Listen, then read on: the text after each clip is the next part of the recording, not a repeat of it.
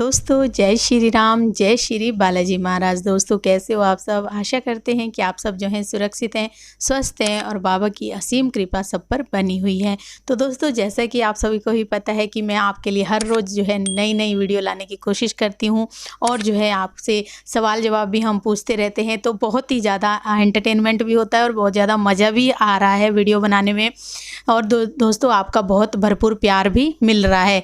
तो दोस्तों आज जो है मैं आपके लिए लेके आई हूँ वीडियो, वो है दीवान सरकार के ऊपर। और आप सबको पता है कि मेहंदीपुर बालाजी में जो है दीवान सरकार हैं, तो वो कौन है, उनका क्या। कईयों को नहीं पता, कईयों को दीवान सरकार के बारे में नहीं पता।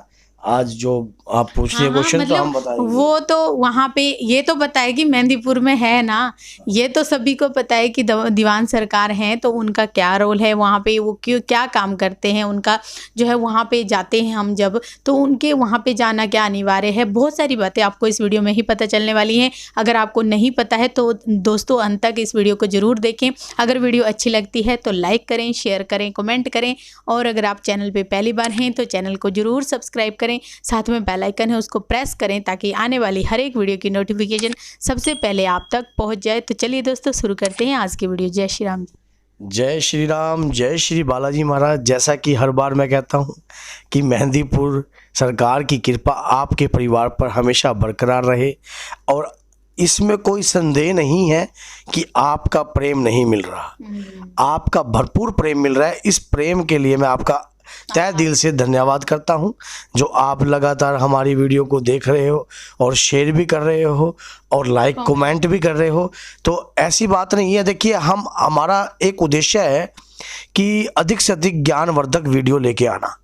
अभी तो मेरे पास जो लगातार कईयों के फ़ोन भी आ रहे हैं इस प्रकार से कि आप क्यों बता रहे हो वीडियो मेहंदीपुर के बारे में, तो आपको कोई और टॉपिक लेना चाहिए था। तो मान लो और लोगों की राय मैं क्यों सुनूं?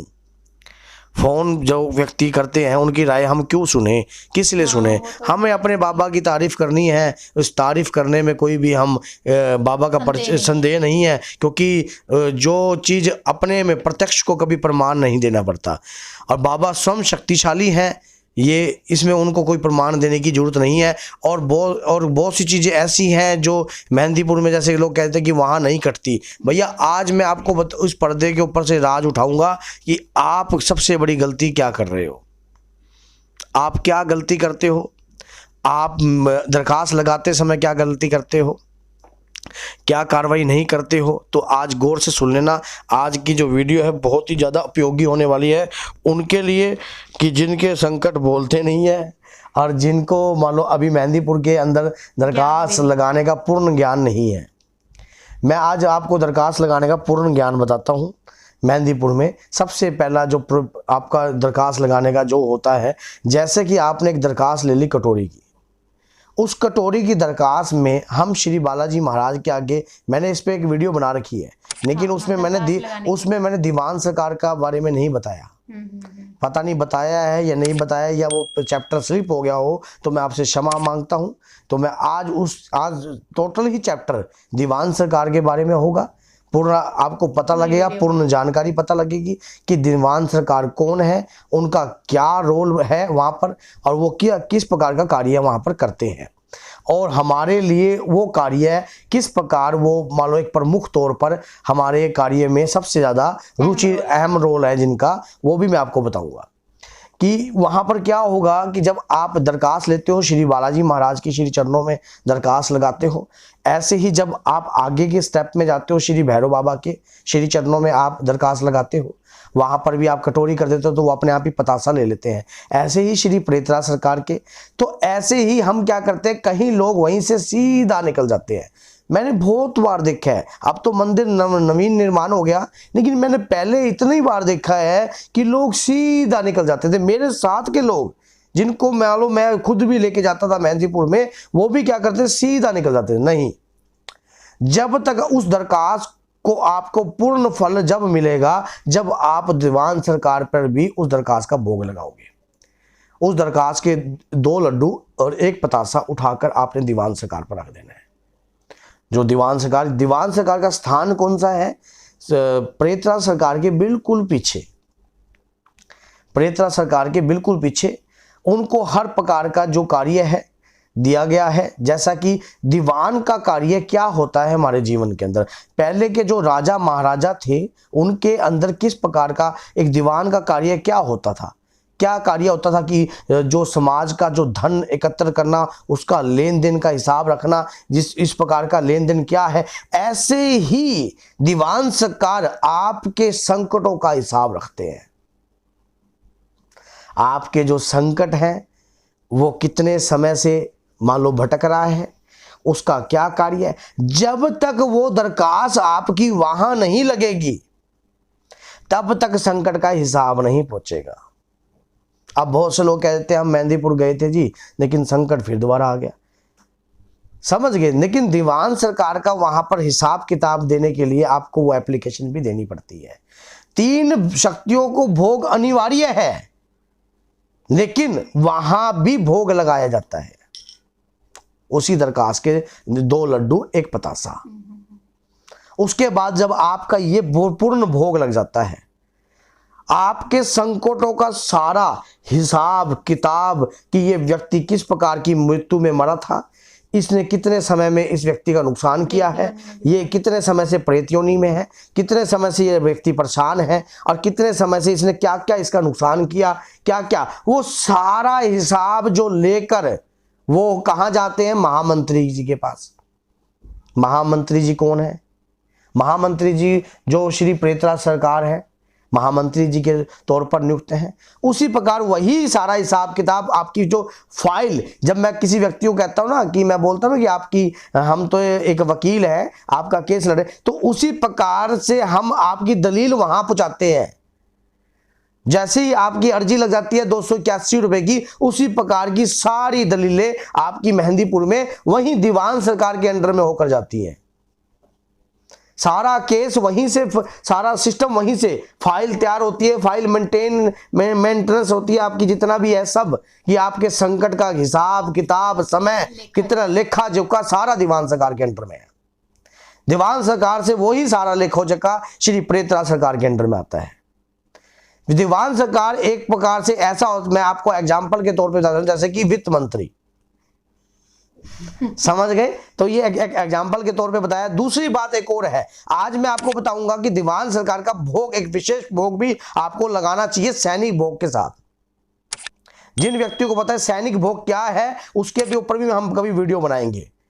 तो क्योंकि कई बात जो है गोपनीय तौर पर है, और जो दीवान सरकार पे उस दीवान सरकार की पुड़िया लगती है, वो दीवान सरकार का विशेष भोग बताया जाता है, जो कि सैनिक भोग के साथ लगता है। अगर जो व्यक्ति सैनिक भोग के साथ उस दीवान सरकार का भोग लगा देता है, तो उसके बाद संकट खुलने में 100% के चांस हो जाते हैं, पेशी खुलने के 100% के चांस हो जाते हैं। ऐसे ही पेशी के लड्डू भी मिलते हैं वहां पर, उस पर भी हम वीडियो बनाएंगे आगे से।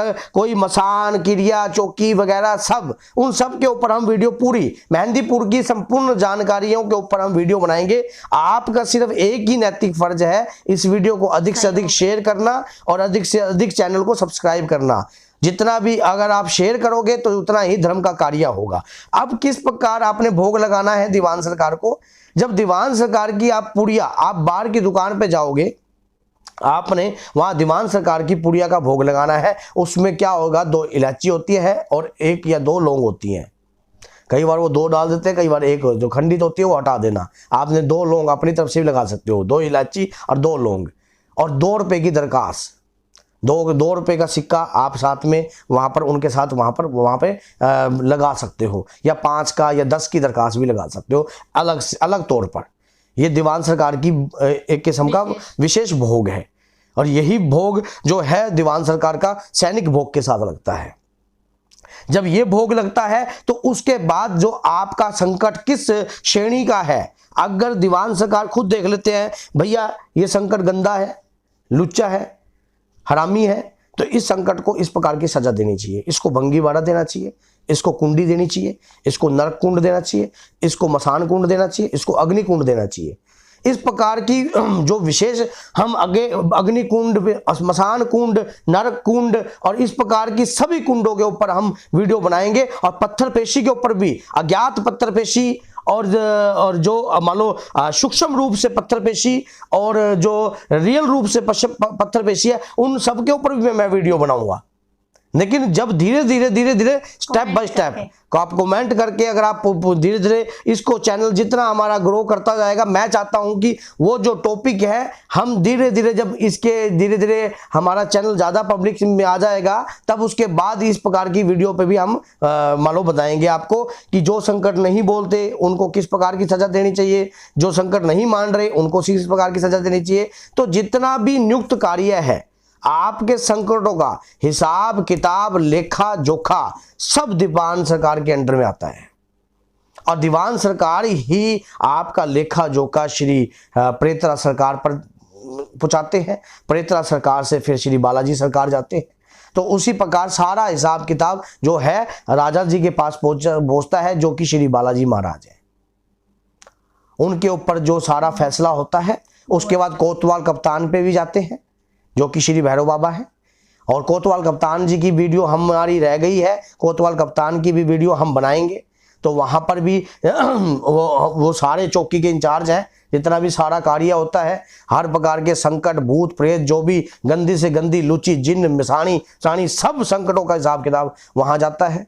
हर प्रकार का लेखा जोखे के ऊपर वीडियो बनेगी, लेकिन स्टेप बाय स्टेप बनेगी। इसी प्रकार से दीवान सरकार का कार्य ये होता है, जैसे किसी व्यक्ति का संकट कट गया, अब कट गया तो वो क्या कार्य करते हैं कि श्री बालाजी महाराज की श्री चरणों में जाते हैं और कहते हैं कि प्रभु इस परिवार का, इस गोत्र का, इस कार्य का ऐसे ऐसे संकट का ये सिस्टम था और वो कट चुका है। तो उस प्रकार का प्रभु की इच्छा के अनुसार उस व्यक्ति को एक बाबा की कृपा दी जाती है, जिसको हम दूत महाराज कहते हैं। वो अदृश्य रूप में दूत कार्य करते हैं उस परिवार की रक्षा के लिए, जो नित्य नेम बाबा का प्रचार करते रहते हैं, नित्य नेम कार्य करते रहते हैं, नित्य नेम बाबा की सेवा करते रहते हैं। उनको अदृश्य रूप में वो दूत की शक्तियां प्राप्त होती हैं दीवान सरकार की कार्य के होते हुए। बहुत सारे लोगों के सवाल भी थे कि जो है दूत जी कैसे मिलते हैं, कैसे लेने हैं। पहले हमने एक वीडियो बनाई थी, तो उसके बाद जो है बार बार वो कमेंट कर रहे थे कि दूत जो मिलते हैं तो वो क्यों, किस तरह से मिलते हैं, कैसे मिलते हैं, और फिर उनका भी हम अगर मिल जाते हैं तो हमें क्या करना चाहिए। तो इसके बहुत सारे नियम होते हैं, या मतलब जैसे लोगों को मिल जाते तो वो उस चीज़ को नहीं संभाल पाते। ऐसा है जी, दूत का कार्य तो हमने दूत वाली वीडियो पे बनाया था। पर जैसे ही लाइव का ऑप्शन आएगा तो उसके बाद आप अपने सवाल रखना रेडी। ऐसा होता है, देखो दूध के चक्करों में आप ना पड़िए। अभी ये जो चैप्टर होता है बहुत ही लंबा होता है, विस्तार तक की जो जानकारी है गुरु के सानिध्य में रहकर ही इस तरह की कृपा को प्राप्त करना चाहिए। बगैर गुरु के इस तरह की कृपा को नहीं प्राप्त करना चाहिए। परमात्मा आपको अदृश्य रूप में जो शक्ति दे रहा है वो ही दूत है, जो आपके घर की परिवार की रक्षा कर रहे हैं वही दूत हैं। परमात्मा यही आपसे चाहता है रिटर्न में कि आप सिर्फ धर्म का प्रचार करते रहिए और उस प्रकार का कार्य करते रहिए। तो मैंने जो आपने कमेंट करे उसके ऊपर ये जवाब दिया है, और उसी व्यक्ति को वो कहते हैं ना कि परमात्मा की कृपा उसी को प्राप्त होती है जो धर्म का कार्य करते हैं। तो जैसा मैंने आपको बताया, ये जो मैंने आपको कार्य बताया है, इस प्रकार फिर आप दीवान सरकार का भोग लगा सकते हो, और दीवान सरकार का भोग लगाने के बाद ही सभी संकट खुलते हैं और कार्रवाई होती है। उसके बाद क्योंकि वो भी अपना विशेष तौर पर उनका स्थान बना हुआ है पीछे की तरफ, श्री प्रेतरा सरकार के पीछे जो है वो दीवान सरकार का स्थान है। और जैसे मैंने आपको जानकारी दी है, ये आपको अपने तक नहीं सीमित रखनी है, अधिक से अधिक वीडियो को शेयर करना है, और अधिक से अधिक वीडियो को आप लाइक कीजिए, शेयर कीजिए और कमेंट कीजिए। और अगर कोई भी वीडियो बनाते समय हमारे से कोई बात स्लिप हो जाती है या कोई बात गलत तरीके से निकल जाती है तो हम उसके लिए क्षमा मांगते हैं, क्योंकि कई बारी इन शक्तियों के बारे में बोलने से बड़ा अंदर से एक अलग सी एनर्जी पैदा होती है शरीर के अंदर, और वो शरीर के अंदर एनर्जी पैदा होने से फिर जो भी मुख से निकलता है फिर रुकता नहीं है, फिर मुंह रुकता नहीं है, निकलता ही रहता है। तो इसी प्रकार हम श्री बालाजी सरकार की शक्तियों के आगे नतमस्तक है, और यही श्री बालाजी सरकार से प्रार्थना करते हैं, दीवान सरकार से प्रार्थना करते हैं कि आपके परिवार के अंदर अगर कोई लुच्चा संकट है, गंदा संकट है, तो हे श्री बालाजी सरकार, हे श्री दीवान सरकार, उस संकट का निपटारा कीजिए आपके परिवार के लिए। इस प्रकार की दुआ हम श्री बालाजी सरकार से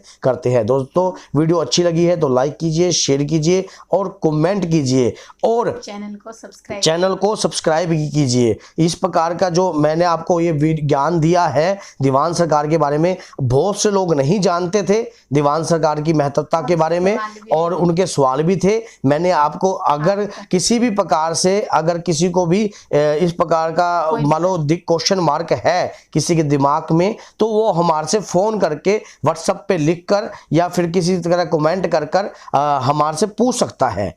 तो हमारे से पूछकर वो जानकारी ले सकता है इस प्रकार की। तो आज का सवाल भी पूछ लें। आज का जो हमारा जो सवाल है वो आपसे पूछ लेते हैं हम। क्या है, आप सभी ने रामायण को देखा है, भली भांति आप रामायण को आज से नहीं काफ़ी सालों से देखते आ रहे हो और अंदर भी आपके उस प्रकार की मान लो ज्ञान आप मैंने देखा है कि आपके अंदर है। तो मैं यही पूछना चाहता हूँ, देखो कहीं से आपने सर्च नहीं करना, अपनी श्रद्धा के अनुसार ही उत्तर देना कि रामायण काल में जो लक्ष्मण भैया थे वो किसके अवतार थे, वो किस चीज के अवतार थे, ये आपने उत्तर देना है। इस उत्तर का जवाब आप देना तो कमेंट बॉक्स के अंदर कि लक्ष्मण भैया किसके अवतार थे। तो दोस्तों जय श्री राम, जय श्री बालाजी महाराज।